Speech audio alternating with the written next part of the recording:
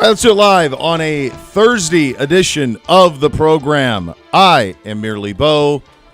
In the resplendent blue is the great Z. Oh, baby. It looks gorgeous. It's a good one. The land. Blue. The land. This is the city collection this year. Is this when they do the Carolina blue? I've spent a great deal of money on the city collection based on my children's wardrobe. It's so a good, that's right? It. It's a nice. Yeah, Ambassador Cole knows what he's doing. Yeah. It's beautiful. It's very nice. I like it. Very nice. Comfortable one. This is like a golf hoodie. So it's like it's perfect for me. Comfortable. That's it. What would make that a golf hoodie? Because I'm in one right now. What do you think is the difference between a golf hoodie and a hoodie? It's made by a golf brand. This is made by Antigua So that's it. That's to me. That's it. That's it. I think it's got to be. It's a thickness It's got to issue. be. So this is thin. Yeah, I think like a Grayson. It's got to have some. It's got to be a stretchy fabric. It can't be like. I don't know. I think it can be. I don't know. What's this? Well, this is going to be a big problem for you. I don't know if that's a golf hoodie. It's G4. Okay. All right. That's more of a T-shirt. Some of them have. They claim it to be that. This is I think that's a fashion hoodie that you're wearing. Okay. I don't know. Golf hoodie's got to have a moisture wicking. This type of like the Grayson. Those are golf hoodies. Some of them are. The ones aren't. The ones with the high. No, those are not. Although those are often sold at golf courses. They are, which I find odd. Yeah. Those are actually very warm. So that maybe is more of a winter golf hoodie. But like our standard, what's the Colorado? Yeah. That's a golf hoodie for sure. Yeah, I agree. And Peter Millar makes a whole fleet of them. FootJoy, there's a bunch of them. To me, it's the thickness of the fabric is what is the differentiator. Like a thick cotton hoodie, that's a hoodie. That's a hoodie. That's a hoodie. Yeah, there's no way around it. Yeah. You can't. But you can have like T-shirt hoodies that are also not golf hoodies. Like to me, that's more of a T-shirt. That's a fashion hoodie. I have some that I have that and by the way, you look great. Oh, thanks. Feel mid. I think there are a great deal of like free fly, for example. I use a lot in the summer, like long sleeve, thin T-shirt hoodies. Yep. Keep the sun off. Like I got a couple of those guys. Yeah. And I wouldn't like wear for a those fisherman. on the golf course. Yeah, for sure. Yeah, for sure. You know, I'm happy the sun's here. That's beautiful. That changes things a lot. Is anybody else having this problem? I mean, maybe it's just me. I know that I have a big schnoz. This winter, it has been drier than ever. I feel congested all the time. I know. Even though I'm dealing dry with it right now. It's driving me nuts. Yes. And I am prone to bloody noses too. And I find that I'll blow my nose in the morning and it bleeds. And I'm like, again, we're doing this again. I know. Yeah. I started to get a little Aquaphor has helped. But like then I also read there's potential like hazards of putting that in. Who knows? I don't know. I can't. It's been brutal. It has. Yeah. This has been tough. Oh, it's beautiful today. I mean, I love a sun. I'll take sun and cold all day long. Fine. Want to blast it? Fine. Wouldn't mind a little moisture in the air. Yeah. It's dry. We got a humidifier like right by the bed and everything. Give me all help. Give me help. All. Hey, you're a little congested. Yeah, it gets. It's always worse, and then it starts to break through in the morning. But yesterday I wasn't feeling congested. Today I feel a little bit congested. So I do. I'm around absurd amount of little children. Of course. On the reg. But I don't even think I'm not sick. I'm just saying I think it's just I don't know if it's the barometric pressures. Yeah. I don't know if it's the coldness and then the moist. I don't know what's going on. I think anytime you can drop I feel a barometric. It's been the whole winter. You too, Kev? Nuts. Same? Yeah. And the crazy thing is you can't take the irony is that a decongestant you can't take when you have this kind of congestion because it actually dries it out even more and creates more problems. So what are you to do? I'll tell you what, sometimes when I'm in the privacy of my own home and I don't, I'm not I throw a breathe right on there, and for some reason, just open that baby right up. Yeah, I forgot about those. Remember those? Dude, electric. The breathe. Right I never strips. used one for sports, but like sometimes to sleep or if I'm feeling like I feel right now, I'll throw it on. It's immediate relief. Yeah, I forgot about those guys. Not hot. We'll call it an attractive move. I feel like you can pull it off just fine. I don't need to draw any more attention to this guy right here. Right, can we do something? So I sent you a picture this morning. So I went to the Cavs game last night. We'll talk about that in just a second. Yeah. So HBO, and I'm the last man who has all the cable and pays all the money for it. Yep, marathon. One of the things that has pleased me a great deal over the last month is they have run through marathons of a bunch of my favorite shows. I think there's a channel in the HBO tiers. It's like it might be like HBO Classic. I don't know, but it's not the primary. It's down in the middle. And they've been running. They ran a Deadwood marathon over the weekend. There was a Sopranos marathon that they run one episode after another. So I watched Pine Barrens 2 nights ago. That pops up. I'm in. Well, they're on a Curb one. I think I mentioned this yesterday that they were on a Curb one. And you said, well, what one did you watch? And I think it was. Did I watch the Susie's Doll one? Yeah. I think it was that one. The head of Susie's. Yeah, it's not Susie. It's Sammy. Sammy's doll that looks like Susie's daughter's doll. Susie's daughter's doll. Yeah.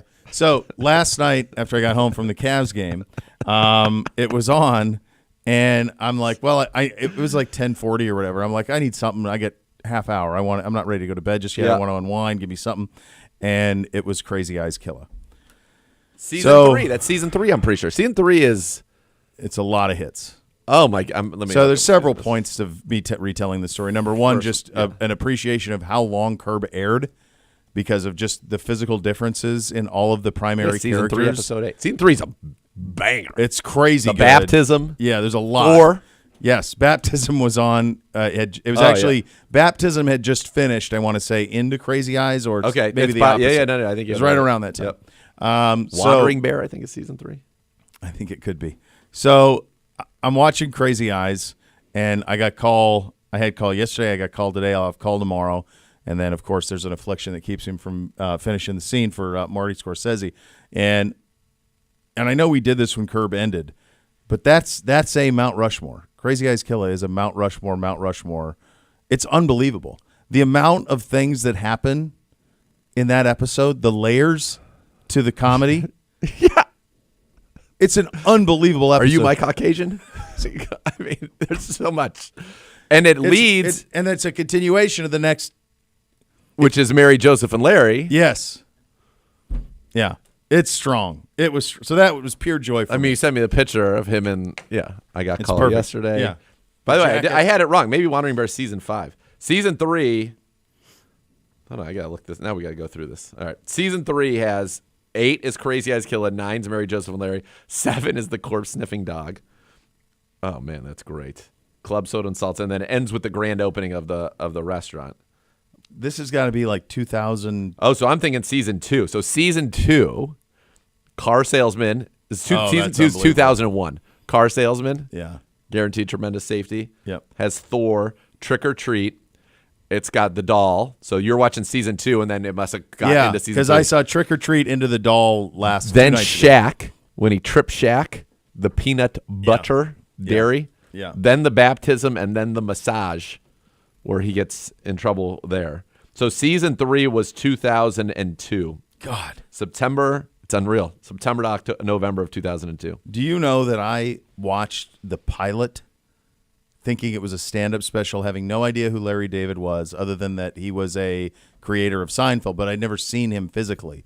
And the pilot is them pitching a stand-up special to HBO. Like, it's an hour long. It's great. It's great. But, like, I had no idea. I remember watching it live on HBO at that time. We had some sort of backdoor cable operation where we gave some cable guy $100 to get HBO for free.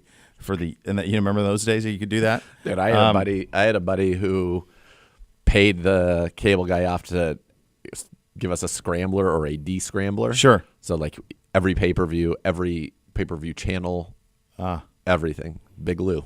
Yeah. Oh yeah. And it was like $100 or something. Might have been a little more for that. Quite a bit. Yeah. Yeah. We had all of it. Yeah. You watch just the WWE and WCW pay-per-views, and it paid for itself in 2 months. Yeah. Yeah. That's back when. Yeah. Back in the old days, baby. That's when you. Yeah. That was very Cable good. Guy, great movie. By the way, so a clip came up from my buddies. I have on many group texts where Curb things go around. But by the way, many people were talking about the fact that they were running this nonstop, and I was sent a clip from that made me then watch Bam Bam Funkhauser. Oh my God, that episode that one's unreal. Is unbelievable. Yeah, it is. Catherine O'Hara, peak of her powers, in my opinion. Yeah. The dinner scene when she's sitting there Yep. and she's making faces and basically forcing Jeff to make faces back, and That's Larry observes it all, and Yeah. the heck that breaks loose as a result of these things that are happening is really Just so many layers to it. oh man. So good. What did I watch a week ago? the Korean bookie song when they thought that he had taken Oscar for food, for purposes of food. Fresh meat is the best meat. So good. Oh, man, what a show. What a show. Tour de force. Sad it's done. I just can't believe how long ago that was. Yeah, I mean, so then the pilot would have had to been like 99. Weren't you kind of surprised when you watched him that he never looks young, but how much younger he looks in those than he does 25 years later? Yeah. Well, that's right. It happens to people's age. Time's undefeated. Yeah. It's weird because Cheryl actually looks better, I would say, now Nuts. than then. Susie even doesn't look too dissimilar. Jeff? Jeff looks completely different human. Susie actually this last season compared to like 1 and 2. Yeah. There's a pretty big jump. But Cheryl, it's 20 some Good for years. Cheryl. Yeah. All right, there you go. We've completed an interview with Tommy Reese for the vacant offensive coordinator position. So I guess I had that right. You had that right.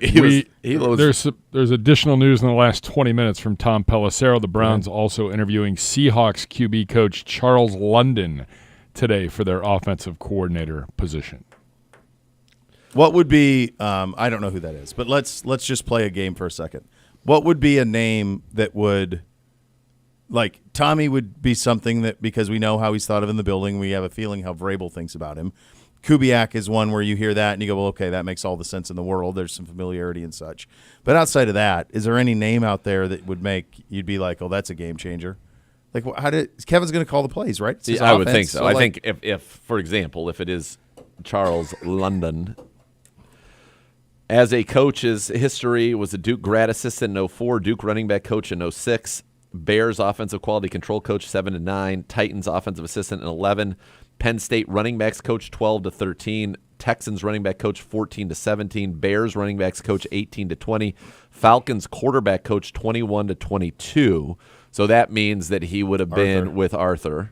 Yep. Then he goes to the Titans in 23 as a quarterbacks coach, pass game coordinator, and then Seahawks quarterback coach last year. So he's never been an offensive coordinator. Interviewing him tomorrow, updated, not today. Tomorrow, okay. So that's interesting. I mean, Geno Smith obviously hit every incentive that he had there, but that sounds like we'd heard him say, maybe we need somebody who can work more with the quarterbacks. In terms of schemish familiarity, it certainly was not in Seattle. No. Tennessee a year ago.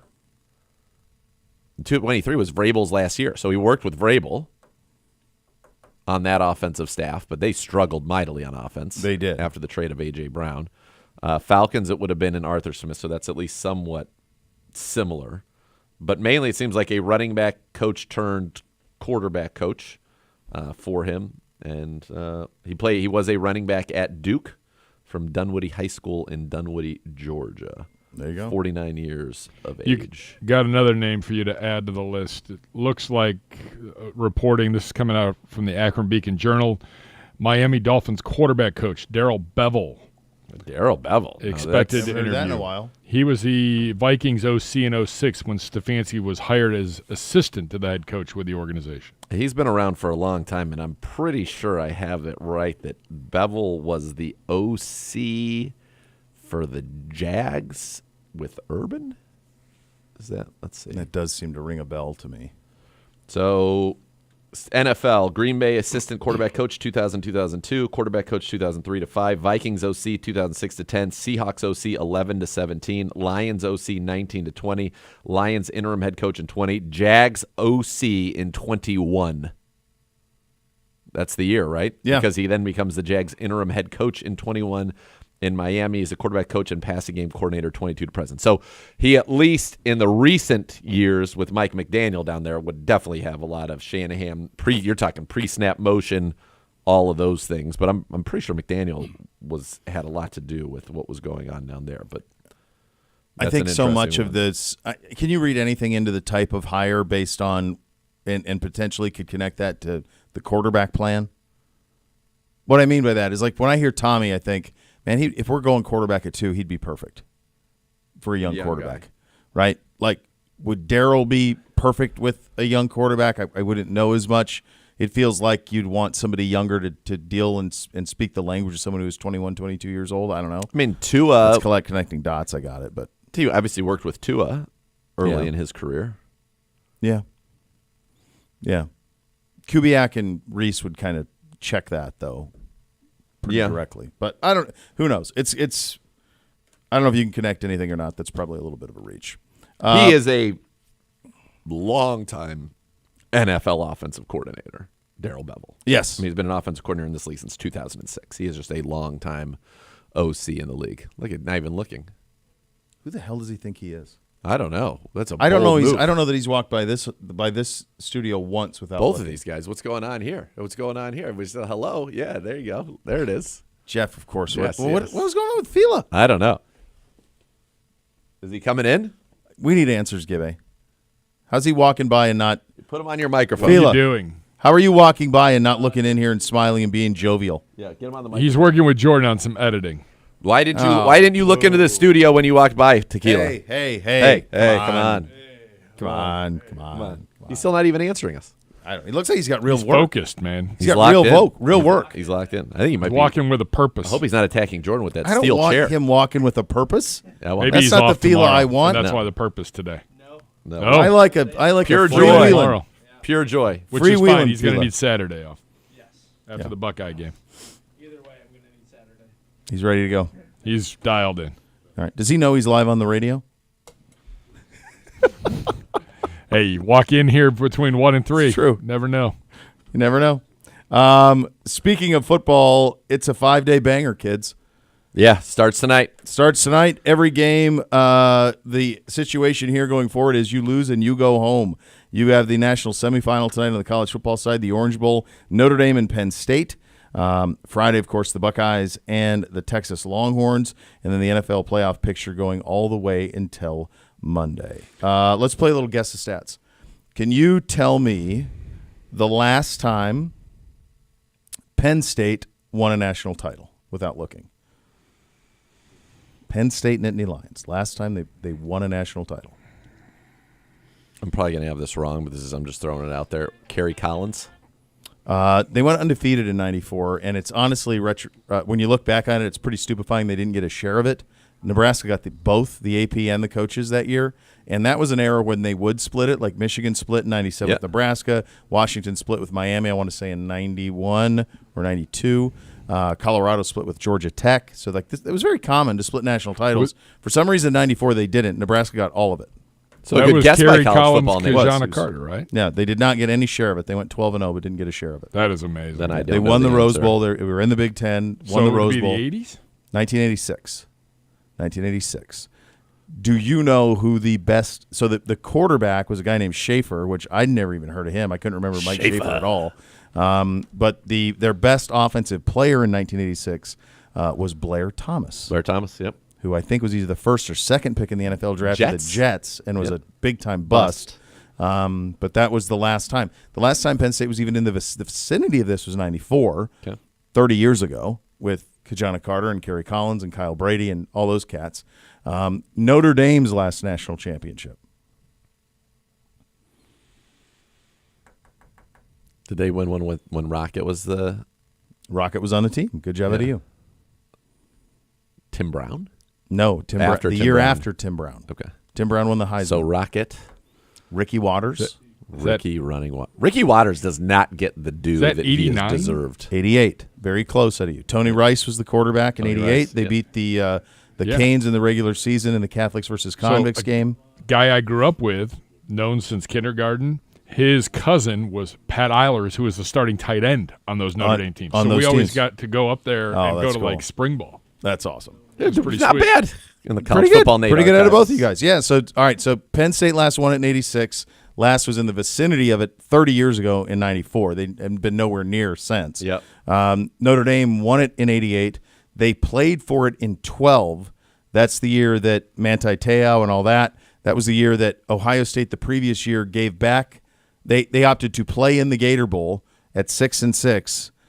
and reward that team and then sit out the next year. Ohio State in 2012 was undefeated. That was Urban's first year. It would have been them against Notre Dame in the national title. Instead, it was a one-loss Alabama team. Bama buried them. Bama Buried him. embarrassed them. Yeah, it was bad. So that was last time. All right, Texas. Last Texas national championship. Vince Young. Yeah. Do you know the year? 2003?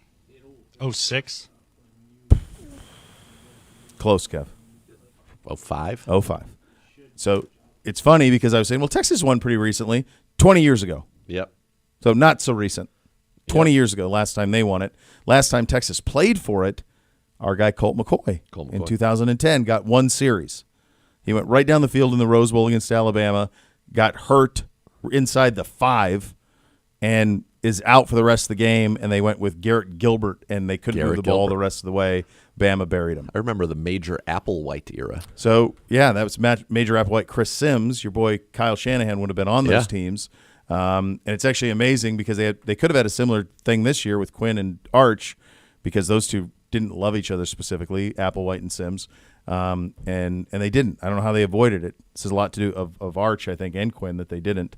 And then Ohio State, of course, last won in 14, but played for it in 20. The point of all this is all new for a lot of these guys. Because it's been dominated by Georgia, No, it's Alabama. it's really an Alabama problem. Yeah, but it has. A little sprinkling of Clemson. Georgia's won twice. In that stretch, Bama's won 6. Yeah. LSU's won 3. Florida's won 2. Florida State's won 2. Or Florida State won 1. Clemson's won 2. Who am I missing? Did you say Georgia? Auburn won 1. Georgia 2. To 1 Ohio State and the 1 Michigan, and that's pretty much it. USC won 1 or 2 during the last 20 years. I think one of them may have been vacated. But yeah, and so we are on the precipice of a back-to-back Northern title, non-Southeastern title. Texas is in the SEC, but by no means are they a Southeastern team. Yeah, so the last time that it has not been won back-to-back by non-Southeastern teams is what? Probably USC. USC won back-to-back. I think one of them was vacated, but they won back-to-back in the 2000s when Leinart and All right, those take guys were them there. out. That's West Coast. They won Leinart and Bush's sophomore year. Yep. And then their junior year they won it, and they played for it their senior year and lost to Vince. Back-to-back Northern national champions? I don't know. Do we consider Nebraska Northern? That would have been 94, 95. Tom Osborne. Yeah. 94, 95 Nebraska. 86 Who was the quarterback USC, on that team? Tommy Frazier. That's right. 86 would have been was Penn State. 85 was Oklahoma. 87's Miami. Nope. No. Maybe you have to go. So we're about. This is without precedent. That's what I'm trying to say. It's historic. And I think it's also like you're talking about the winningest team, the second winningest team in college football history in Ohio State, the two that are 4th, which is Texas and Notre Dame, and then Penn State's 8th. Yep. I mean, it's as good as it gets from that side of it. It all starts tonight, Notre Dame and Penn State. Myles Garrett named Pro Football Focus Defensive Player of the Year, a 92.3 PFF grade this season. Pretty good. It's his 3rd straight year, by the way, of doing that. 3rd straight year of leading there, being the highest graded defensive player in the league at Pro Football Focus. So I saw Jake Trotter at the game last night. He wanted me to tell you this would be a game time decision today. He's joining tomorrow at 2. Okay. Yeah, because he's like, I don't know. We talked at 7 a.m. this morning. It sounds like Dallas's airport's closed now. Yeah. I had a buddy of mine who's Because trying to they're get down getting there. 5 inches of snow. Well, and an inch or 2 of ice. Yeah, the problem is the way that it works down there is the rain turns to ice, so then that layers first, and then the snow comes on top of it, and it's just undrivable. I mean, it's going all the way across the country. Like, my buddy's in town. He's a pilot for Delta, and he's like, I'm hoping to get home to Atlanta tomorrow. We're going to see. We're going to find out. It's going all the way. Like, they're saying, like, Nashville, like, Tennessee's under a state of emergency, and it hadn't even started yet. Man. Yeah, they're just not. They're not prepared for it. No, for what's coming. Went to the Cavs game last night. Nice win. Great win. Really fun win. The in arena there is elite. Everything that they do to like keep it moving. It was a reminder of me of how all common sense is thrown out the window if somebody decides to throw a free T-shirt or basketball at you. They lose their mind. What are you going to do with it? There are no. It's an XL white T-shirt. Yeah. With probably says Cavs and then some sort of giant sponsor logo. You're never going to wear it ever. I'll tell you what. You want to know who wears all those shirts? Nana? My son, El Boots. Does he really? That's Really? all he sleeps in. That's all. Those are his like sleep shirts. Oh, really? He's got Cavs playoff shirts. When you go to the playoffs game, the Cavs playoffs in 2016, he's got all those shirts. El Boots loves them. I'm like, dude, I'll get you some new T-shirts. He's like, no, they're perfect. He loves them, so he's the one. The basketballs, I've collected 1 billion of those. I have no idea where any of them are. I give them to the children. I give them, catch them, get them, and I'm give them like, here you go, kid. Well, you're one of the good ones because There you go. they just go for it. At halftime, I've seen people fall over rows. that's right. What are we doing? Have another one. Lush. It's not What even are a we ball that you would even if you were. It's not a functioning ball. If you were at the claw machine, Oh, my you God. wouldn't even go for that ball. You'd be Correct. like, no, I'm going to try to go for something else and lose. By the way, You know, it's a claw machine. I know Bootsy. Yeah, loves them. Yeah, I think about the only thing the ball is good for is throwing at other people. Fine. That's it. You can't really do anything else with it. So that was interesting. The in-arena stuff's awesome. They're really good. And they've got 2 bigs who can defend and who can pick and roll. And I actually think I was thinking about this in terms of like Boston and the best teams in the league, and they're one of them.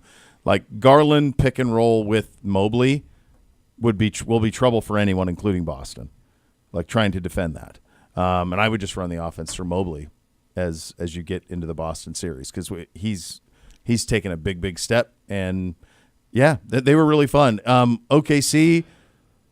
The one thing I'll say about the NBA, there's like 8 minutes left in the game, and they subbed out Mitchell and I think Mitchell and Allen went out, and I don't know if it's just in my mind's eye, maybe it wasn't, but it felt to me like if in the old days, long ago, if a team was only going to play, like for example, like even Lakers Cavs in the 2000s when Kobe against Braun or whatever, like it felt like in the last 8 minutes Kobe was playing the whole fourth quarter. Oh yeah. If he was only seeing the Cavs once, twice, like you were going to get him for the whole on national 12 TV minutes. going Yeah. up against LeBron. Yeah, you're going to get 12 minutes of Kobe is going to play the whole, and LeBron not going to play the whole 12. And they were the same rotation patterns that is like they were playing Charlotte on a Thursday. You know, they were out, they came back in at 5 minutes, and then everybody tried for like the last 5 minutes. A ton of threes. My God, 60-some threes.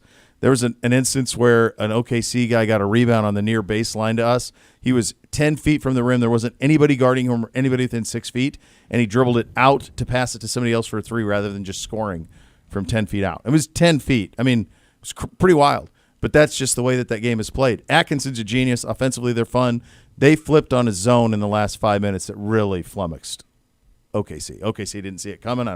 They weren't prepared at all, and it really hindered what OKC could do. What I like about this Cavs team and what makes them tough is obviously this is a game where Donovan Mitchell did not have his game at all, and yet you win by the end. Honestly, fairly comfortably. You know, with a minute and a half to go, you kind of had a feeling it was 3 or 4. over. Yeah.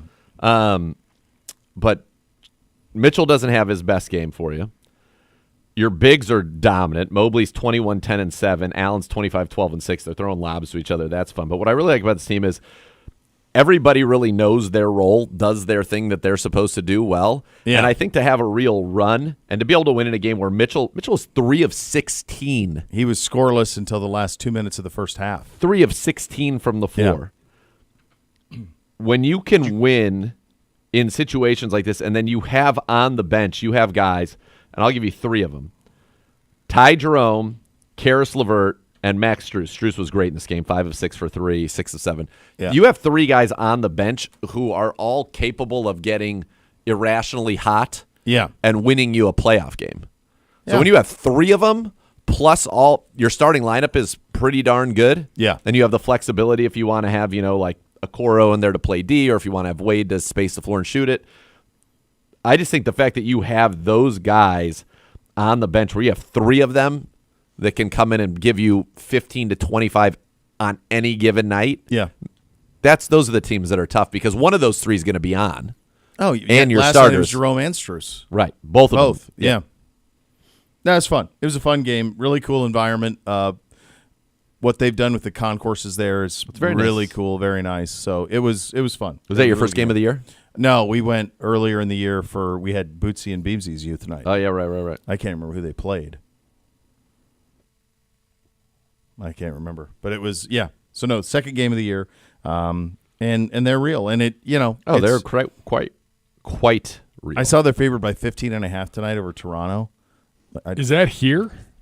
Yeah, it's here. I'd fade that. Yeah. That that feels was like a Toronto cover to me. That's why I'm. Yeah, hard-fought game last night. Did you guys see the 84 points were scored between both teams in just the third quarter alone? Yeah, because they nuts. don't play defense so Yeah. at all. And they They shoot. just shoot. They just all it is like, okay, you take a 3, I take a 3, you take a 3, I take a 3. Now the Cavs do it in a really wildly unselfish way. They're basically like what you try to teach youth kids, which is like, all right, one more. Like you'll hear that all the time in youth. That pass now, one more. And then you're really getting an open guy. Like the Cavs are willing to consistently one more. And so they just get a lot of open looks. I don't know what it ended up. My hunch is that the two teams were combined like something close to 30 to something in this mid-60s from 3. I went to the game. That would be my guess. Here, I'm I'll guessing tell it was you. around I'll tell you. 30 to 60 from 3. Combined? No, I'm saying maybe slightly under 30 to slightly over combined between the two teams. So Cavs are 15 of 36. Yeah. And the Thunder was 11 of 31, so 26 of 66. Yeah. Yeah. So I went to the game earlier this year, and I'm going to have to go. I'm going to try. And that's the difference. You made 4 more threes. I mean, that's the game. That's all it is. I'm going to try to find this real quickly if I can. Must have been in November. Yes. Okay. I was at the game against the Bulls earlier this year, where the score at the half was Cavs 77, Bulls 73 at the half. Yeah. That's right. At the half. Yeah. 77-73 in that game. These two teams, the Cavs were 20 of 42. Actually, I'm sorry, the Bulls were 20 of 42 from 3, and the Cavs were 21 of 43. That game saw those teams go 41 of 85 from 3. 41 of 85. Yeah. The final was 144 to 126. Jeez. Yeah. Red at work. I forgot about this. He was at the game last night. He said they were dropping, and they had the parachutes for the dollar scratch off. Oh, yep. Those are fun. Oh, unless you get body bagged, which definitely happened. And he was right. There was somebody bloodied their lip fighting. 3 fights broke out trying to get a dollar scratch Come off. on. I'll go buy you a dollar scratch off. They should just do my recommendation instead of dropping them from the sky. Just randomly pick like this row gets them. This row in this section gets all of them. Give them Just the go whole hand it to section. them. Here's the That's it. Yeah, don't drop them. That's dangerous. That was It leads to chaos. It's anarchy. It was. Yeah. If People, it's free, the Hoff said it all. People love free stuff. they do. Yeah. They don't even care what it is. Doesn't matter. Oh, but it's They free. dropped. What was it? Mo Pedman's cousin. We were in Seattle. We went to the Mariners game on that Friday night. Yeah. Yeah. They dropped hot dogs. Hot dogs? They were wrapped. Oh, yeah, with a bigger parachute. Say, They dropped hot dog. Parachute. Carmen caught a hot dog. I bet he did. Bet he did. Yeah. He's not going to let that drop to the ground. Nope. That hot dog was that not sucker long right for down. the world. No, once it it wasn't. once it 2 touched bites. down. Yeah. 2 bites. Whoop, whoop, suck down. Those are Hot Topics today, presented by University Hospital's official healthcare partner of your Cleveland Browns. It is a mailbag day. How about It's it? Mailbag day, kids. Love so it. Get your questions into Gibbe. We'll also, coming up next, you'll hear from some of our guys on Locker Room Cleanout Day. You'll hear from Denzel Ward, Jerry Jeudy, Greg Newsome, Joel Batonio. That's coming up next. Cleveland Browns Daily, 850 ESPN Cleveland.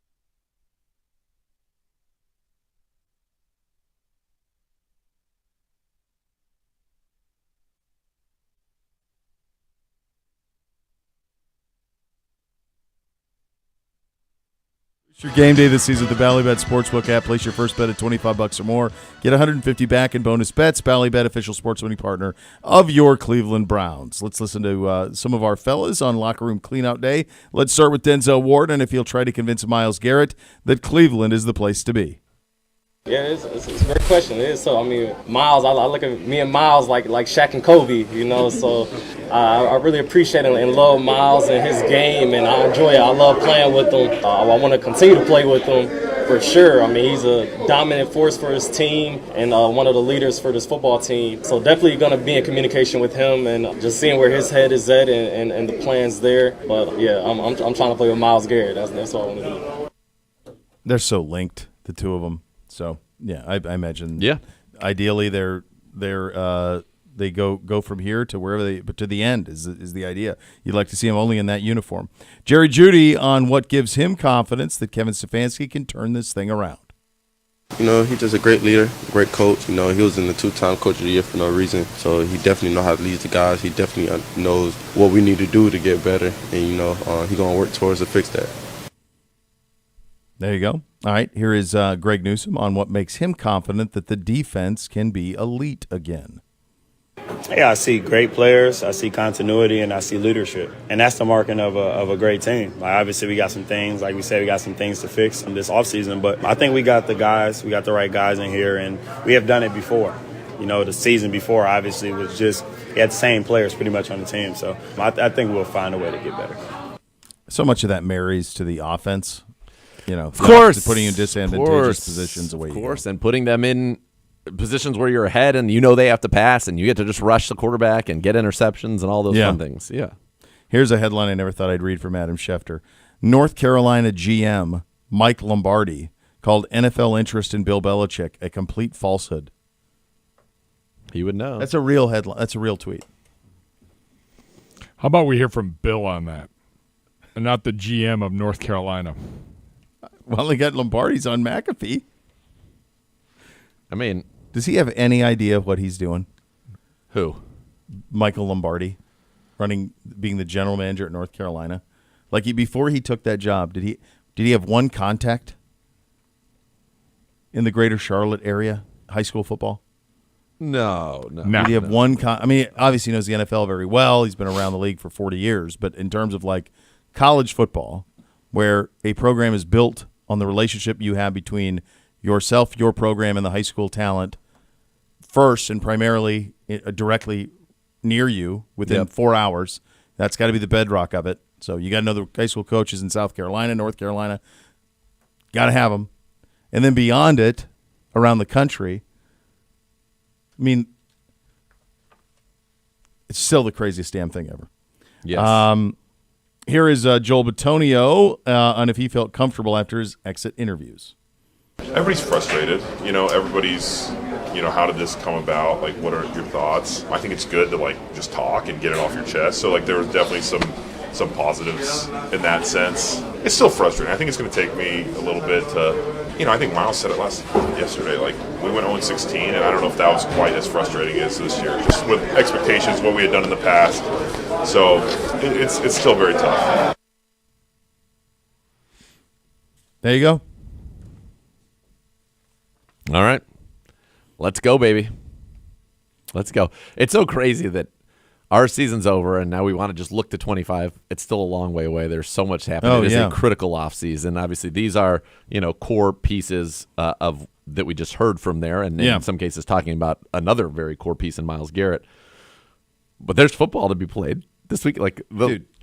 14 teams are still 14 teams going are for still the gold. in it. The second most popular football team in this area could still play 2 more games in Ohio State, and we're done. Done. Yeah. No, it's weird. Sad. It's a weird calendar. Very, very strange calendar. All right, we'll do a confidence meter ranking. Each quarterback in the wild card round. We'll have a little fun with that coming up next. Listen to Cleveland Browns Daily on 850 ESPN Cleveland.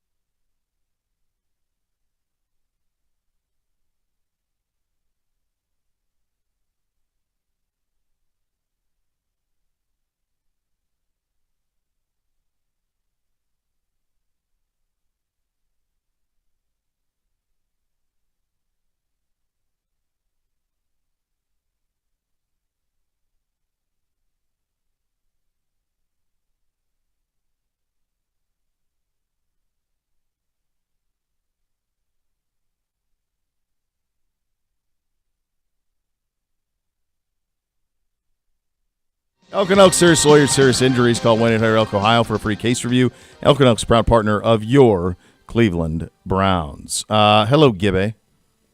How are you? Hi, kids. How are you guys? Oh, we're hanging in there, Gibbe. We wanted to do a confidence meter All right. in the quarterbacks that are participating in this weekend's Wildcard round. No Mahomes or Goff in this list. Yep. Just the guys playing this weekend. All right. From Question. Yes. Do we have confidence just in the player or in the circumstance the player resides? Or are we supposed to meld those two together?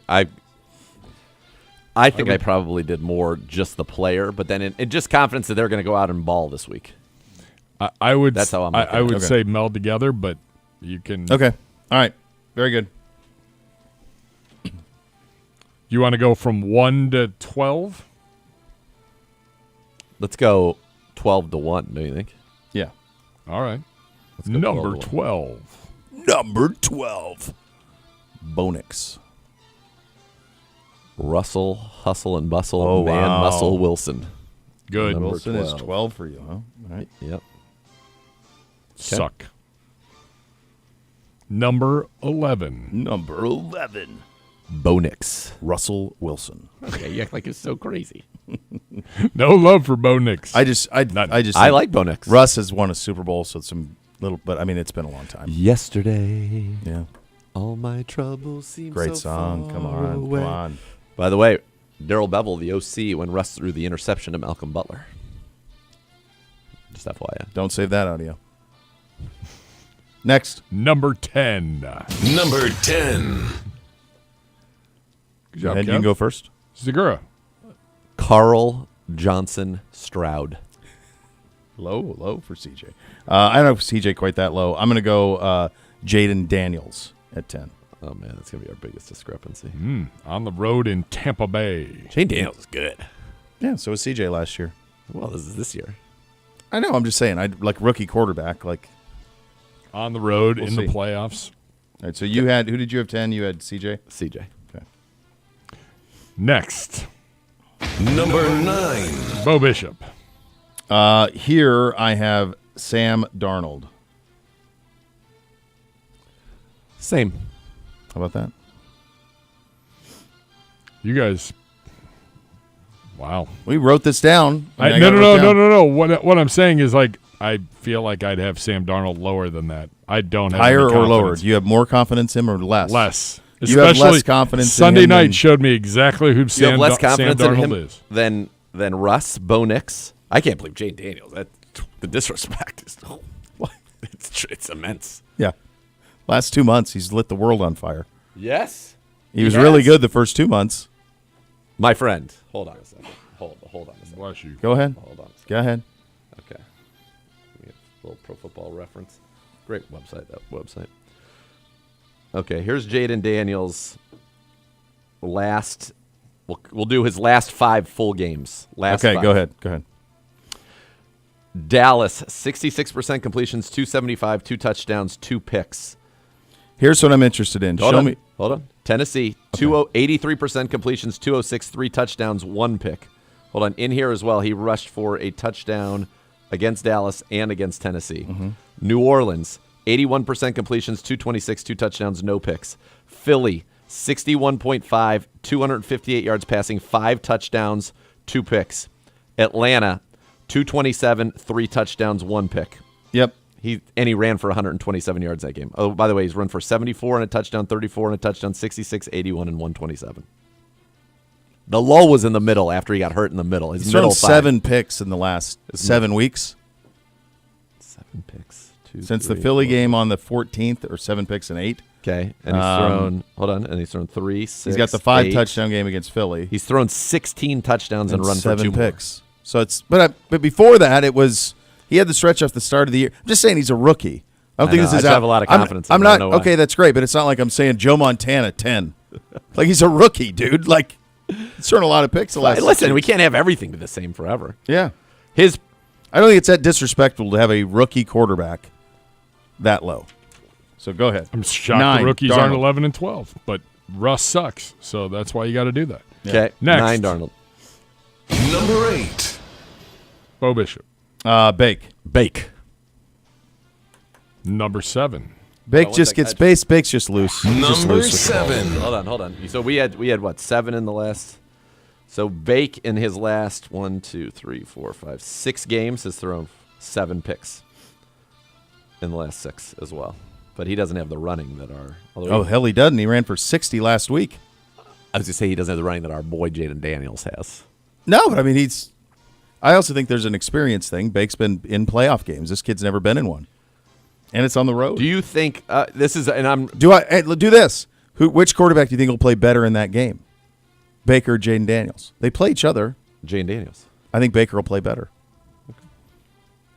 We'll find out. We will. If that's a scores preview right there, you know who I'm backing. Let do, me yeah. ask you this though: Yeah. Is there anything? So he's played in the playoffs? Yes, 100%. Yep. He's won 2 playoff games, right? Bake. He's 2-2. Yeah. In the one playoffs. for us, one for them. Yep. Last year in the playoff loss to Detroit, the 2 picks to pick on the last drive. Yeah, he beat Pittsburgh with us. I mean, his losses are to Detroit and Kansas KC City. Yeah, on the Detroit, road. So both on the road. He's had that experience versus Jaden's. He's got none. They smoked Philly last year. Remember that? I do. In the first round. Yeah. By the way, my confidence where I'm like, it's my list where I think that there's really mine breaks off after 8. Darnold, Mine breaks off further up. Mine, Darnold and Stroud are in their own. Nix and Russ are in their own. Bake to me is in the group with the next 3. I have That's Bake's a man in, right in there. my next 3. Yeah, He's baby. ready. He's got it on. Let's go. He's got it on. Big He knows. DeJuan Jones. Big DeJuan Jones got the Buckeye hoodie on. He's ready to go. Yeah, got a little bit of a. He pleases me so much. He's Dude, always I love such that a great kid. mood. Love that kid. Yep. Number 7, So I have. gentlemen. It'll be Number 7. 3, I have CJ here. 7. 7. Okay, and that's where I have Jaden Daniels. So that's all So- we did was swap those 2. So in reality, right, we have the same. We have the exact same. The participants 7 through 12 are the same for us. Same, yeah. Okay. Next.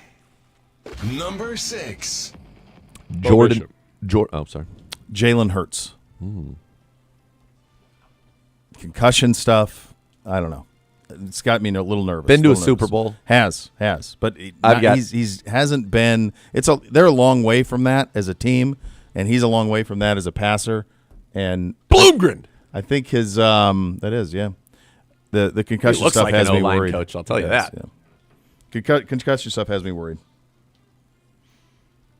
I've got Jordan Love, who I like a great deal at 6. Is he healthy? I know we've made a lot of Yeah, I about think he is. Jalen Hurts this week, but is They had he a healthy? scare with him in that game. Are and he you about to came go out. Love next, and I'm going to go Yeah. Hurts next? Yeah. So we're pretty okay. Good. All right. Next. Number 5. Love. Hurts. Yep. Next. That was a song. Number 4. Love hurts. Love bleeds.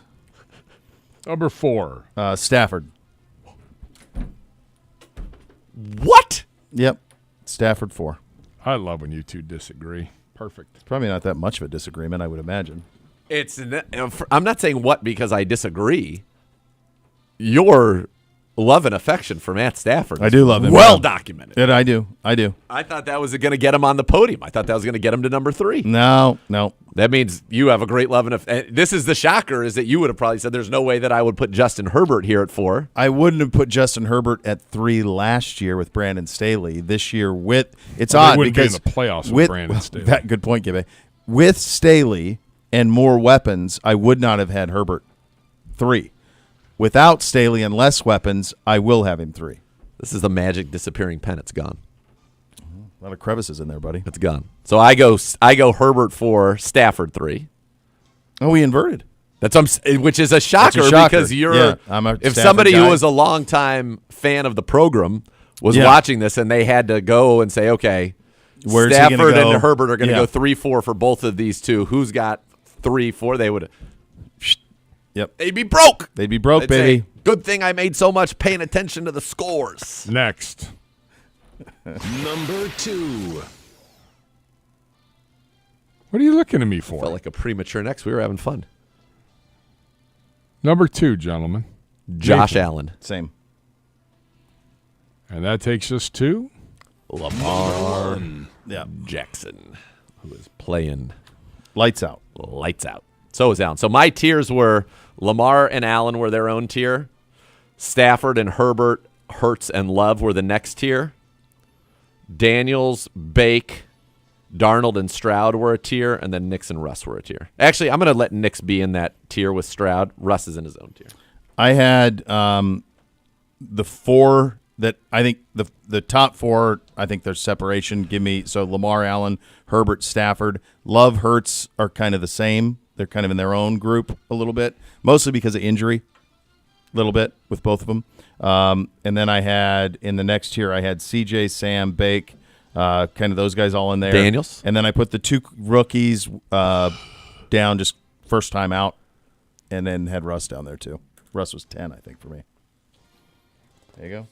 I don't know. I think we're giving Darnold too much credit, and I just think that He's I insanely think we're low. also- we have him really low. Like for what he's done this year. Yeah, and I think that there's also an incredible overreaction to what they did against Detroit. Yes. And thinking that's like who they are. No. And the reality, I think that in a way, Dan Campbell got in Kevin O'Connell's head a little bit with all of the go for it on fourth down stuff.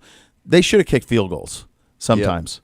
Like read the game a little bit. Yep. They got it in the red zone a You'd have bunch, had a and they just lead kept multiple going, times going, if you just going. kicked field And it goals. wasn't like it was always 4th and 1. It was 4th and 3, and it was like, geez, I don't know, maybe take some points and You're don't on the always road. go for it. Like, come on. So I think that game, and I think that game disproportionately affects the score as well of that game. Agreed. I think Minnesota's a lot better than 1 point better than LA.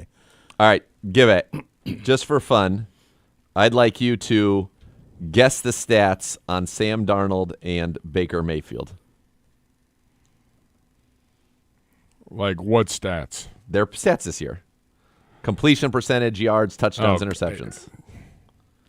You can do Baker Sam first. Darnold's probably 63% completion. Hold on. All right, I got it. Okay, you write it down? Okay. 63% completions. Okay. I would say he's probably at 34 touchdowns and maybe 14 picks. And how many yards? I don't. Right around 4,000. Okay. Bake guesses. I would say Bake had a pretty good year. Probably, again, 65% completion. Okay. I would say he's probably at 4,100 yards. And he's probably, again, he's probably in the 32 touchdowns and 15 picks. Okay. They're comparable, probably. Okay. Baker Mayfield. Yep. 71.4% completions, 4,500 yards, a career-high 41 passing touchdowns. Baker Mayfield has never had a season between 29 and 40. He had never thrown for 30 touchdowns in a season before. He threw for 41. He throws an NFL worst 16 interceptions this year. I was close on that. And that's okay. That's him. Gee, man, this is how I do things. I'm awful at this. That's why they play this. Yeah, it's a great game. Samuel Darnold. Yep. 66% completions. All right, I wasn't off too far. 4,320 yards. Okay. I had 4,100. I bet. 35 tutties. This was your closest one. Perfect. Yeah, that was right on it. 12 picks. Yeah. I was good on the picks for both guys. Yeah.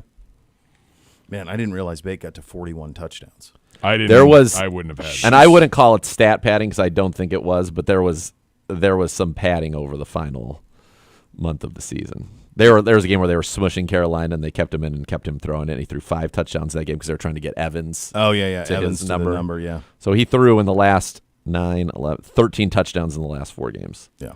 But I mean, he had It's a monster year for him. 2, 3, 4, 5, 6, 7, 8 games with 3 or more passing touchdowns. You also have to remember 17 games versus 16. So if you're still in Sure. the 16-game calendar, that's how this passing number yardage is so big.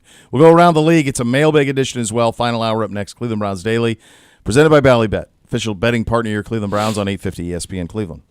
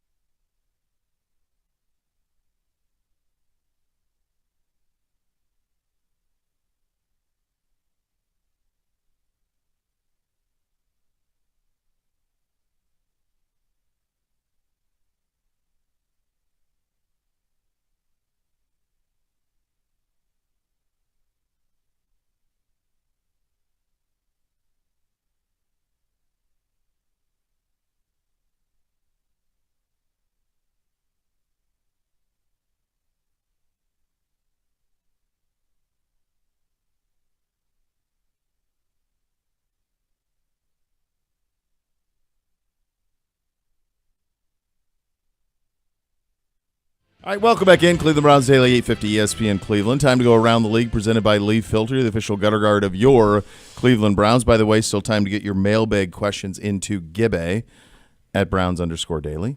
Mr. Zagura. I've got breaking news. Go. From Tom Pelissero and others. The Raiders have fired general manager Tom Telesco. All right. I'm What glad. are they doing? Well, so did you see this story yesterday? There were several stories yesterday, actually, about that it is well known in league circles that Tom Brady is basically running the Raiders. He's got to be out. So that was the follow-up was he's not long for the Fox booth because you cannot do both. Nope. You can't. And so, like, he already can't be in facilities or any of that.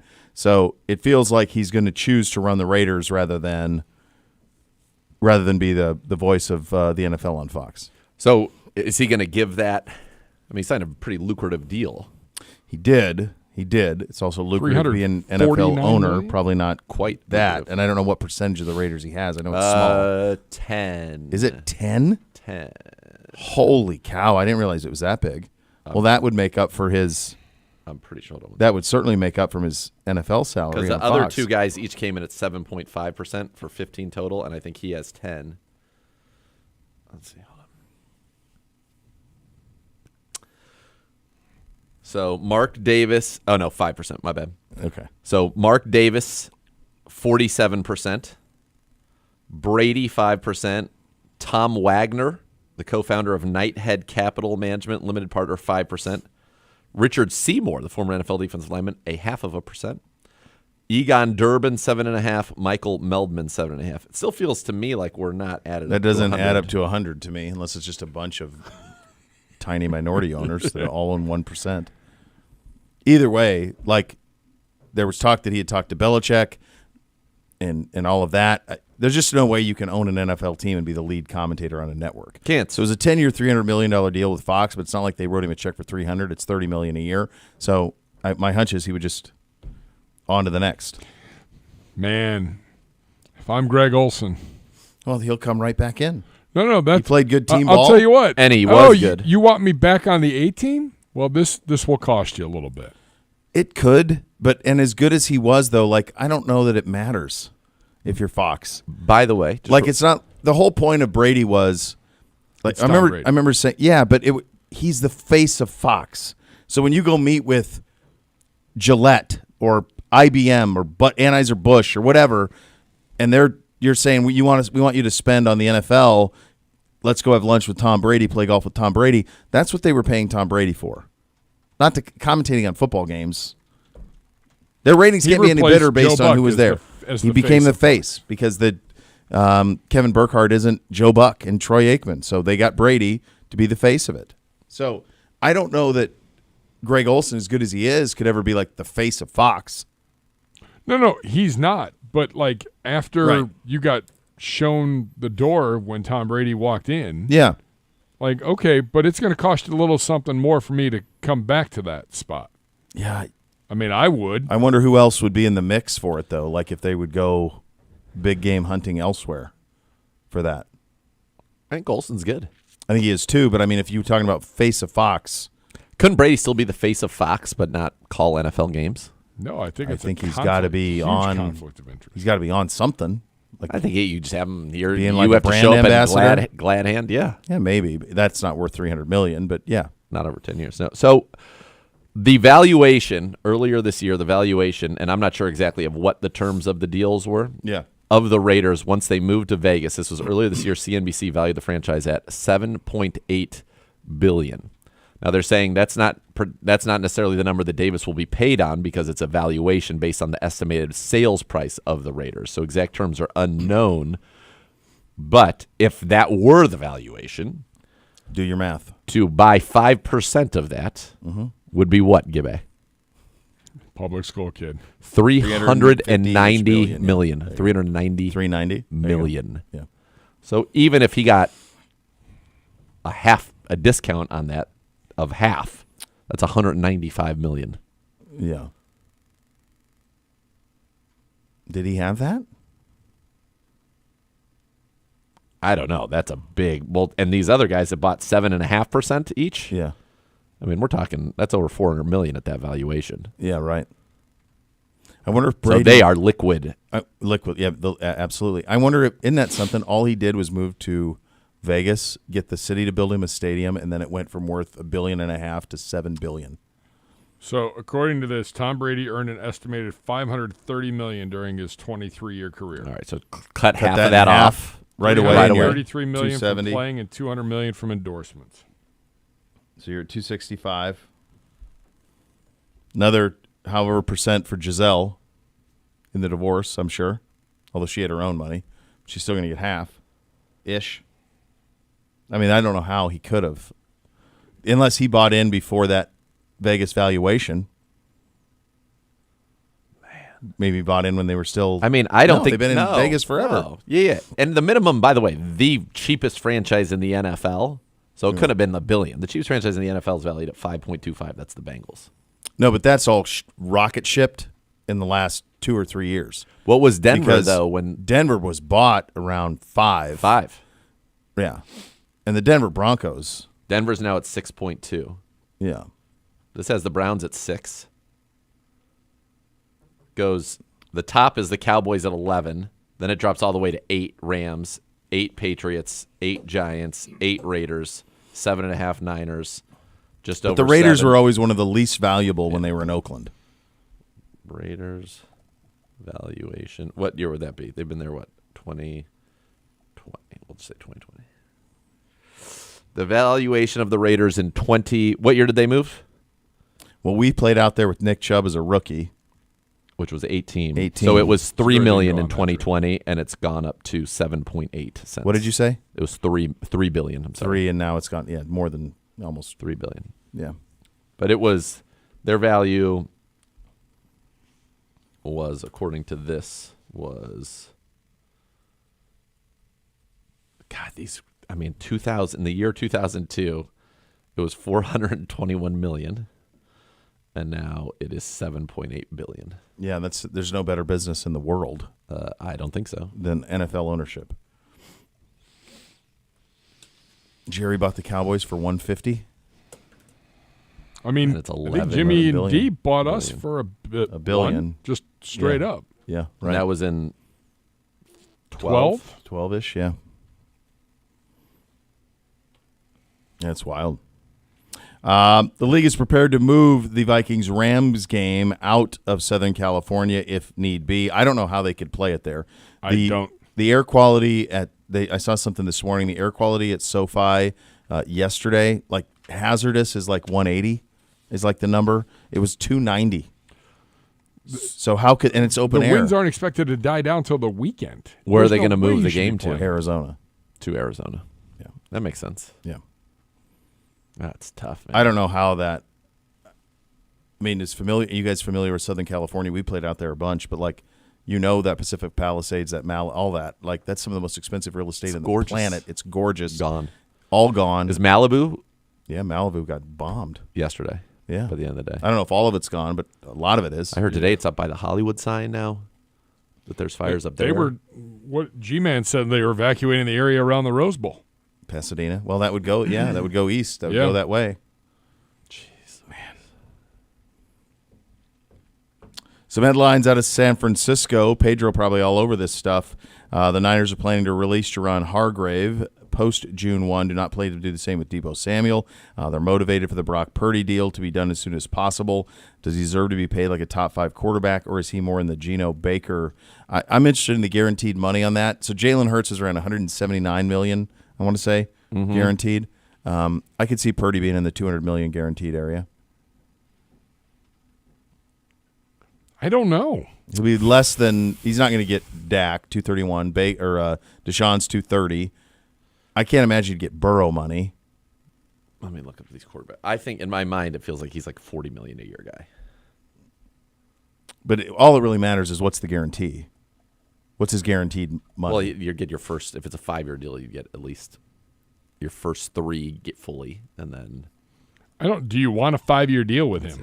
Yeah, I think you do. yeah, because it keeps it down. Let's see. All right, so I wanted to see it on a year. Okay, so Burrow average Dak's at 60 a year.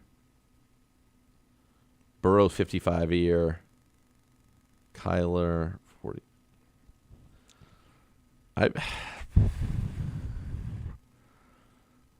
I feels to me like he'd be more in that 40 a year range, 45, but I don't see how they're going to not give him 50. He's going to get 50 a year.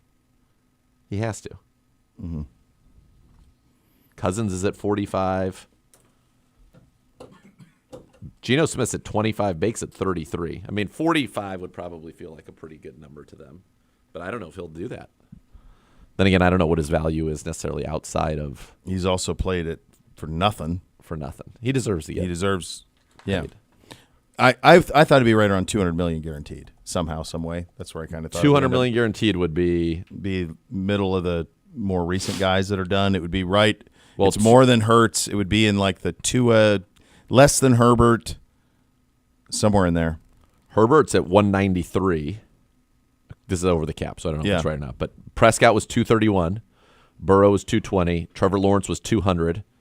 So that was it. That was the one I was using was Lawrence. I think he'll be right around the Lawrence number. Which is 275, 55 a year, and 200. Yeah. Oy. Herbert was 52 5 year 193. Lamar Jackson 52 year 185. Hurts 51 a year 179. Kyler 46 year 160. That's gonna be interesting. Let's see if I have somebody projected. Who's the guy we used to always have on? Joel Corey, Emory alum. Andrew Brand or Joel Corey, one of the two. Joel Corey's always very good at that.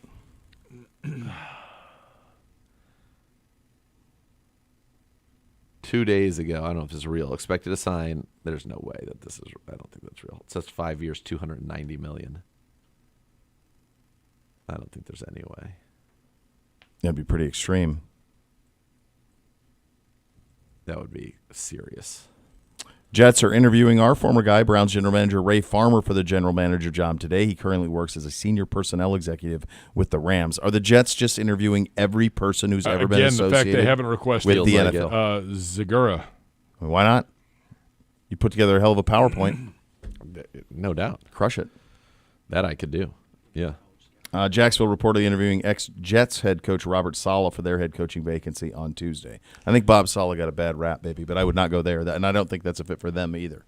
They needed an offensive guy for Lawrence. Bob Saleh did get a bad rap. Yeah. I think that he would be, and I think he'd be much shaper going back with the Niners and Kyle. Agreed. And I don't think you want to go to the Saints. You're going to get one more shot to be a head coach. So the Jags make sure it's right. The Jags is the right place then. The problem is I'm you got to find you're going to have to do that offensive coordinator stuff. It's just hard. Yeah. Really tough. Cuz then if you're good, that person's gone. Yep. That's to me, if I was Trevor Lawrence and if I was Shad Khan, I would want Ben Johnson. Ben Richards would be amazing. I choose Ben Richards. Can't do that. No. Well, yes I can. Watch me. Watch me. Old lady. It's great. All right, coming up next, we'll rank each first-round pick of the 2024 NFL Draft. Also, some mailbag for you. You listen to Cleveland Browns Daily on 850 ESPN Cleveland.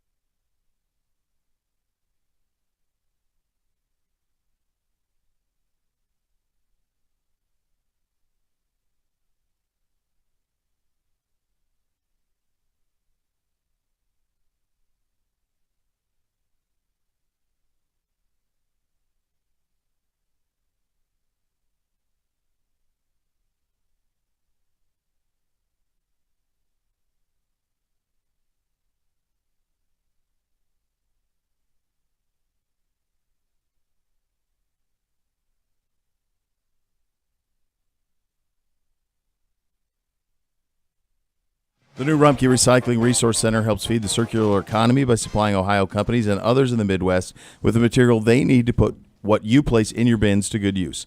To learn more about the facility and how you can recycle more, visit rumpke.com today for more. A little college football news, Go ahead. and it pertains to the draft as well. From On3 Sports, All right. Georgia quarterback Carson Beck will enter the NCAA transfer portal. He will not declare for the NFL draft. What? Oh, Thamel that's has smart. it as well. That's smart. He's going to – I mean, last year he would have been the projected number 1 overall pick. Yep. So he's getting elbow surgery, so now that can happen on campus. He can rehab that on his throwing arm. And now he can make probably a couple million as a transfer quarterback that he would not have made In the as NFL. in the NFL. I'll give you the place for him, Miami. Miami Hurricanes, Carson Beck. Write it down. Why Miami? He's dating one of the Cavender twins. Miami just that's lost right. Cam Ward, who's going to go number 1 overall in this draft, so they can curate him as a quarterback. They just did it with Cam Ward, who was on anybody's radar, and now is going to go number 1 overall. So that lifestyle, and they got a big NIL fund, so they can throw a couple million at him, and he can go live in Miami. Great place to live, and increase his draft stock. G-Man's like, I'd like to counter with Notre Dame, but then you said all that. He goes, I'm going to take Notre Dame off the board. Yeah. Man. So, an interesting little Notre Dame development. doesn't develop quarterbacks either to be like pros. So, all right. You guys should have some. You're going to see more of that. Really? Well, You'll see why more not? of that. You could see it with Quinn Ewers. I think Quinn right now, everybody I'm talking to down in Austin over the last couple of days feels like he's going pro no matter what. But, like, if he gets a bad grade, if it's a 4th-round grade or something, go make $2 or $3 million playing another year of college football. What about North Carolina? For whom? Any of these quarterbacks? I think Belichick's going to try to Well, get he a big needs quarterback. to, but I don't know what would make. They just got someone to transfer there. Oh, they were all excited about it on yeah, ESPN. I was like, you know, what is... Wasn't it like some offensive lineman? some guy from Connecticut. and then there's Okay, another great. guy that transferred. It's his 3rd school. He's going to SMU. He's going to play quarterback. He's been in No, college that's Van longer Dyke. than most doctors. Van Dyke was at Miami, then he went to Yeah. Wisconsin, and now he goes back to SMU. Rhett Lashley, who's the coach at SMU, was his offensive coordinator at Miami. So that's the circular motion. Hey, of buddy, that. like, it's time for the real world at some Van point. Dyke was actually best in his very first couple of years at Correct. Miami, and then it all started to go downhill. But yeah, there's good money in it. Clearly. Yeah, There is a list in front of you that I see G-Man it. says. I see it. And it's from our good friend Chris Trapazzo over at CBSSports.com, ranking each first-round pick from this season. I thought that you don't have to do the whole thing, Yeah. but I thought the top 10 was interesting. And Let's not forget our all-pro teams. Yeah, we'll get to That's that. good content. It's electric.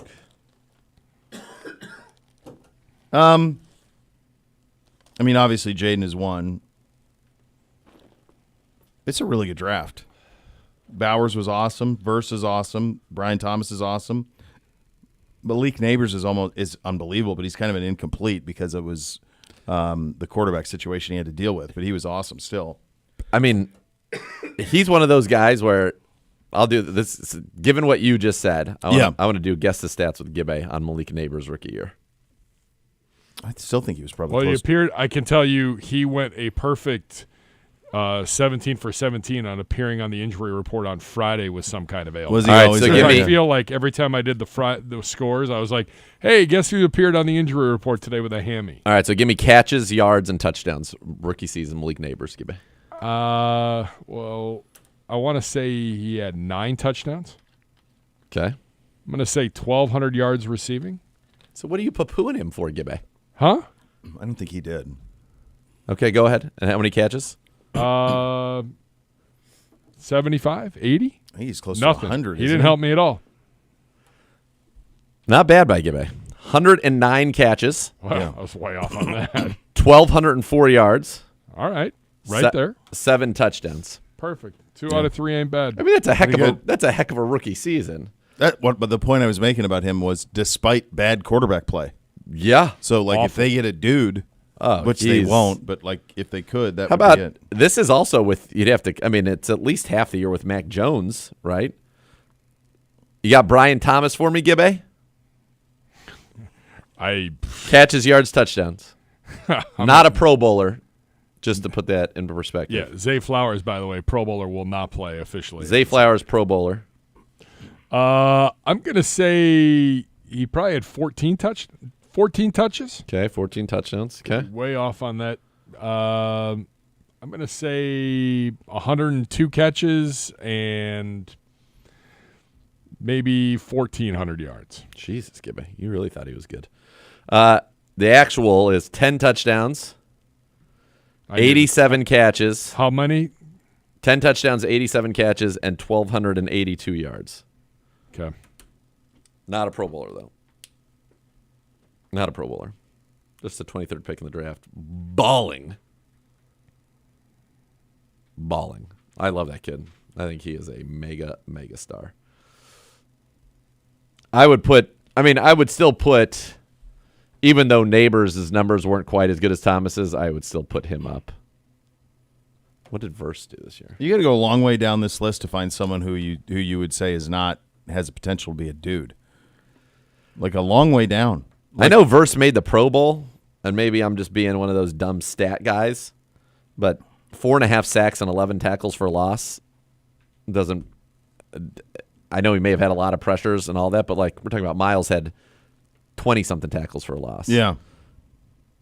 He's not ahead of Thomas or Neighbors for me. And quite frankly, I'm pretty sure, because we had them late in the season, I'm pretty sure Chop Robinson has either had 11 maybe? No, only had 6 sacks. This is a hell of a draft. This was an incredible draft, honestly. Okay. Bo Nix needs to be higher. Drake May's really good. Yeah. Joe Alt. I mean, Xavier Worthy ended up having a decent-ish year, and they really kind of cooked him up towards the end of the season. Xavier Worthy's rookie year totals 59 catches, 638 yards, 6 touchdowns, but he also had 104 yards rushing and 3 touchdowns rushing. But his touchdowns pretty much came. He had 3 of them in his last 3 games. Yeah, Penix looks pretty good to me.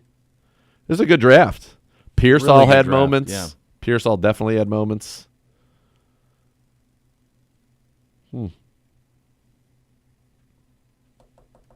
Yeah, Harrison Marv ended up 62 for 885 and 8 touchdowns, and a lot of that was in one game. I know. He was not good. He was not good. Not a good fit with him and Kyler. Did not work the way that a lot of people thought it would in year one. All right, there you go. We'll do a little mailbag coming up next. You'll listen to Cleveland Browns Daily, brought to you by Ballybet, official betting partner of Cleveland Browns, on 850 ESPN Cleveland.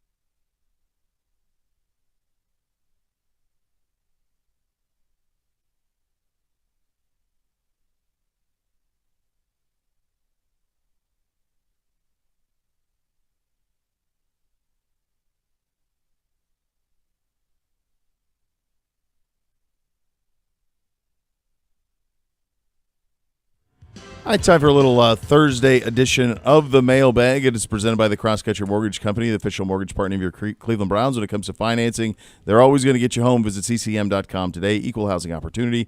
NMLS 3029. Hello, Gibby. Boys, hello. Tweet your questions to @Browns_daily. We have 11 minutes. We'll get to as many as we can. Dodgeball. Richie Fox. If there was one mistake you've made, safe for work in parentheses, that you'd hope your kids would learn from, what would it be? Don't eat yellow snow is not a viable answer. One mistake? Yes. Safe for work in parentheses. Yeah. I don't know if I can answer this. A mistake that I made as a child, as a ute.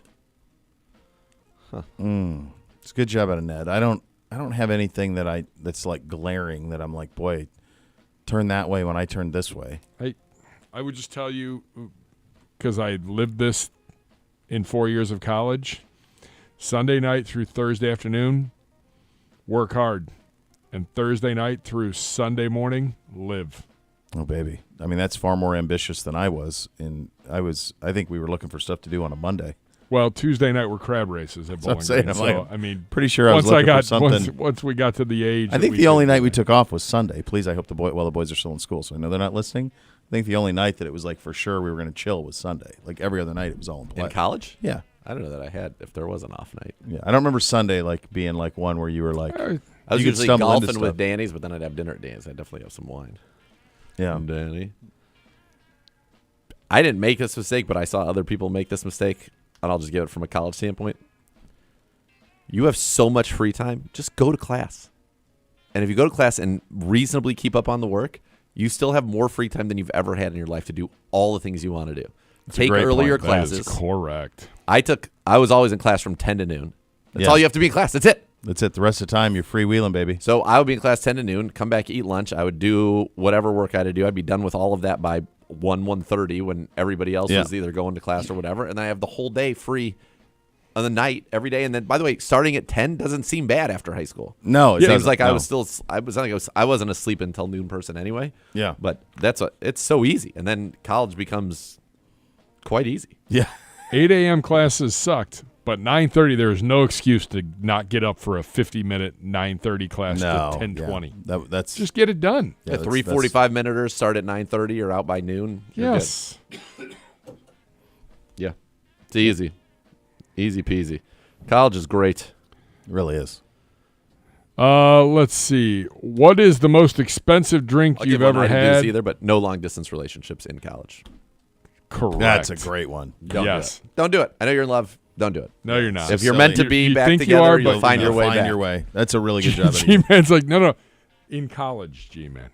In college. In college. No. Not. I wouldn't really advocate for them ever unless there was a clear end to the long distance in sight. I actually learned from this. This wasn't necessarily a mistake, but I had a 3-month rule that I always had, and it wasn't until my wife. So I had a couple of very serious relationships in college, and then went a long time without. And I had a 3-month rule, and I felt like after 90 days, I could have an honest conversation with myself and say, do I think there's any possible way that I could marry this human? And if there was even an ounce of hesitation, because in 90 days, you're around them all the time. Like, you know what their positives are, their negatives are. And so at the end of 90 days, you'd make that decision. All right, that's it. I'll see you on down the road. It's been fun. And that saved me so much time. So much time. My current wife is the only one to get there. It was a running joke between my friends and my parents that at a 2-week mark, maybe everybody needed to meet this person. Buddies probably within a couple of weeks. Long-term relationships were not in my vocabulary in college. None. From Richie, most expensive drink you ever had, and would you say it was worth it? I didn't have it, but I saw somebody once order I've had pretty expensive bottles of wine in restaurants that I did not pay for, which was great. And they were wonderful because it was not necessarily my skin in the game. It was a delight. But the most expensive thing I've ever seen in person was I was with somebody who ordered a 1-ounce pour of a Macallan 30 at a St. Regis. Oh, baby. Which was That's north of $1,000. I was going to say, I would have guessed $1,500 a pour. Yeah. I don't see how it possibly could have been that good. Wait, it isn't. It wouldn't be. No, of course not. I didn't The have other it. thing is like bottle service in Vegas clubs or Miami clubs. Then that gets But silliness. that's utter nonsense. So You that's happened. typically will get charged for one bottle of Tito's vodka what you could buy 100 Tito's vodkas. That's right. Yeah. Bottles. Yeah, for sure. I don't ever pay for, like, if there's a great bourbon, for example, like they have a great bourbon list. I don't ever pay for it because the ones I've had, all the ones that are on there, some of them I still own. So like, I see the markup and I just think it's shameful. That's hard for me now as I've developed a little bit of a decent wine cellar. Yeah, Like, and you're like, come on, dude, that's not dude, what like that is. I know I have this wine. Yeah. That I is could not drink. that. I could drink 3 of these bottles. Yeah. For what you're charging me for the same wine. I Yeah, have at home. it's brutal. Yeah. That's how they make their money though. Would you? Too bad you don't have a light. Yeah. Too bad you don't know how to have a microphone on. There. How about that? Would you be opposed to now see people who don't drink, which is I think a bigger segment of the population? I think the youth, it feels like, at least in my experience, seems to be drinking less than their forefathers. Yeah. But restaurants make such margins on their it's all on the booze basically. Yes. Yeah. Like I almost wouldn't mind if like I was paying more a reasonable price for the wine, but I was paying more for the food. It would end up being the same Be the thing, same but it would profit probably on their end, feel yeah. better to me. I don't have a problem with that. You're cooking it for me. Yeah. You know. Yeah. We're also at the place though now, and I also wouldn't mind like a full, and it would be kind of sticker shock initially, but just what the prices are, include the tax and the tip, and just do 20% and include it in there. Oh, dude. And then so I know what's going on. Because they say everything's 30% higher anyway, just like right off the rip. Right. Whatever you see on the menu, you're paying 30% of that. Yeah. And I think that perhaps if you in a restaurant did that, so they do that, I'm with it. I'm fine with it. Yep. I like it. I like that. Simplify it. Don't make it hard.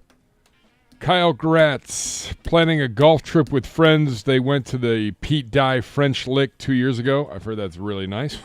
Planning and on an Arcadia Bluffs next year. Any Ooh, I've heard that's recommendations within a 6-hour drive from Northwest Ohio for this year? 6 hours. Nemacolin's really good. They got 2 really good golf courses. 2 really good golf courses. You can shoot. You can. There are a lot of activities. There's not, depending on what if this is a group of younger single dudes. Oh, I if don't you're know looking that to there's, get like, single and mingle, they to don't have go- that. to I'm go thinking get more in the like mix. older guys. Yeah. Yeah, to get There's in the no mix. mix to get into. No mix. But None. if you want a little mix, within a 6-hour 6 drive. hours. There's got to be something in Louisville Yeah, I was gonna say go. Yeah, or A Lexington. little bourbon trail. Yeah. Go down there and Louisville. play. There's got to be some good golf, and there's got to be some. Just add a couple more hours. Go to the Dirty North- Myrtile. I was gonna say you can get into the Carolinas, and but that's like probably what 9. Well, he's Northwest Ohio too, so that's a little even, depending on where. Oh, that for is. him, he might be able to get into the. Where's Arcadia Bluffs? Oh, he could do Wisconsin I was probably gonna from say, here. Kohler. Yeah, Why do it. couldn't he get to Kohler from Yeah. there? Yeah. Where's It's gotta be Arcadia close. Bluffs? Northern Michigan. Yeah, he could do Wisconsin. I would That's what think. say, The only Wisconsin. problem is you have to go like all the way to Chicago and then up. Up.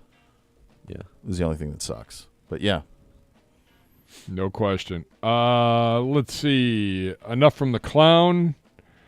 Craziest radio appropriate New Year's hijinks you participated in or witnessed. Hold on a second. I like this one. Oh, I know about his Brown's stupid little daily poll. listeners' confidence level. He has a poll. Bo, do you want to hear it? I do. Well, From it's not a poll, it's his 1 to 5. These are his rankings. His Brown's daily's confidence level. Coming in Okay. at number 1. Yep. Appropriately so. Yep. The big B's. Me and you. Where's my stick? What just happened? I'm looking for my stick. There it is. Come on. Come on. Come on. Hey. We're number 1. Come on. Number 2. The G. Wow, G-Man. Man. Rocket ship stock right now at G-Man. G-Man. Get People yourself don't on even know his- camera. They Give don't him even one know of his these. greatest talent yet. Oh, yeah. There he is. There he is, the There's G-Man the G-Man. celebrating. I love it. Number What a 3. comb. Doesn't even work here anymore. Uno. Uno's number 3 on the list. That's great. Number 4. Yep. And I appreciate my dad would be very pleased with this. Whomever the next intern is. The next Stevie. Next Stevie. Dr. J is admitted here. Dr. J should be on this list. Yeah. He is, unfortunately, he's pulled in so many directions. I know, he's constantly being pulled. Yes. I'm here too. Kev's here too. Valid. Valid. Kevin. Listen, the clown. Yeah, there you go. Yep. And number 5. Number 5. Last. Yep. Gibba. Yes. It's pretty good. Perfectly fine. He does say maybe a 0 isn't fair. He would be a 3 after Zagura and Bo. It's great. Thanks for nothing, buddy. There you go. You can only choose one dessert, creme brulee or tiramisu from Brazos. I'm a tiramisu guy.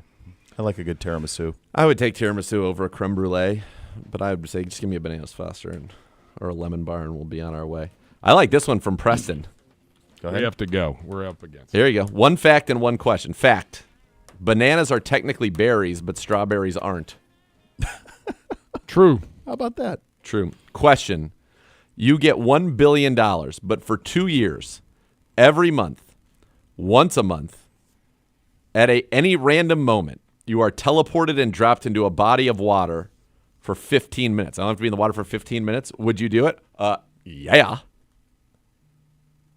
I would die. You can tread water for 15 minutes No way. once a month like in the for Pacific $1 billion? Ocean? I'd have to train. I mean, that's all I would do. I would just train for that. Then I would. But like right now, you drop me in the Pacific Ocean for 15 minutes, I'm dead. No way, brother. Yeah, way. I'll take the deal and I'll save you. You Active would save victim me. rescue. You would. Gold medalist. You'd get that California Lifeguard Olympics circa. Oh, God. Would have been circa 95, 96 maybe. What is young that, Mitch 40 years Buchanan. ago? 30 years ago? Doesn't matter, dude. Doesn't You matter. can swim, you can swim. You can swim forever. All right, so much more to come. Cleveland Browns Daily, 850 ESPN Cleveland.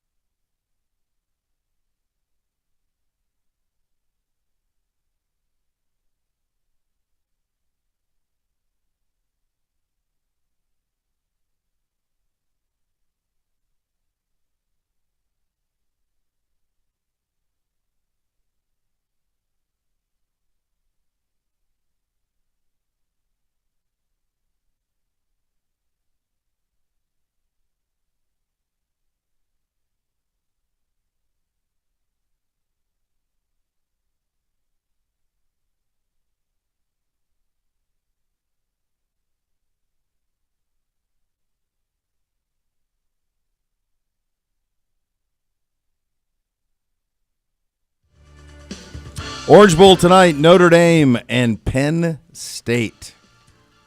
A lot of interested viewers up here. Obviously, a lot of rooting interest. They're calling it the Drew Aller game. For Drew Aller. A lot of Catholics always in this area, of course. Big Notre Dame contingent. Who are you rooting for, Gibbe?